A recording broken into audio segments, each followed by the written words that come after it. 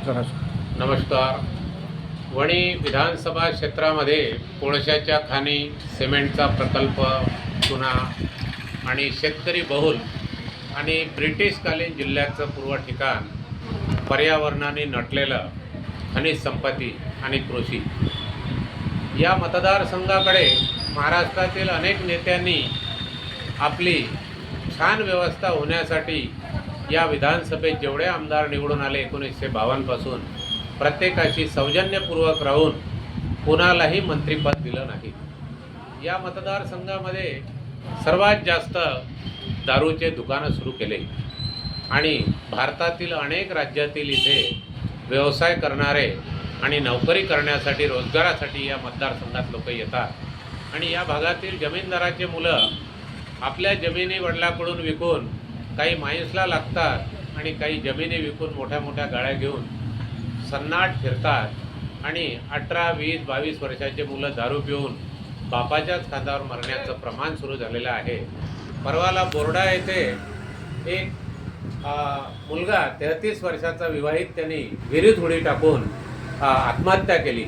काल मी मुकडबन ठाण्यात गेलो असता ठाणेदार जाधव साहेबाकडे सातारा येथील नागरिक आले, माझे सरपंचांचे मिस्टर, आणि त्यांचं असं म्हणणं पडलं तर आमच्या गावातली दारू बंद का करत नाही.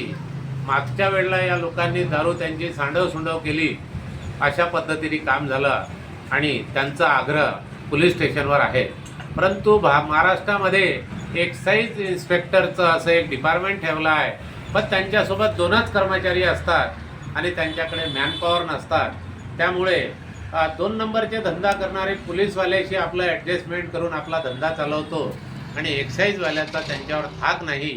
पोलिसने सांगितलं तर दारू 8 दिवस बंद ठेवा तर बंद ठेवतात. एक्साईजवाल्यानं सांगलं ते गावातून निघले का दारू सुरू होऊन जातो. एक्साईज डिपार्टमेंटचा वचक नसलेला हा एक दारू अवैध व्यवसाय करणारा व्यक्ती असतो.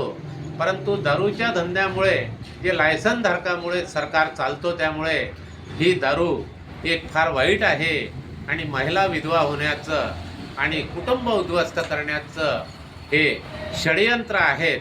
म्हणून मी स्वतः व्यसनमुक्त असलेला नारायण गोडे महाराष्ट्र सरकारला या बाबतीमध्ये काही प्रमाण आणि लिमिटेशन त्याचं नेमून द्यावं.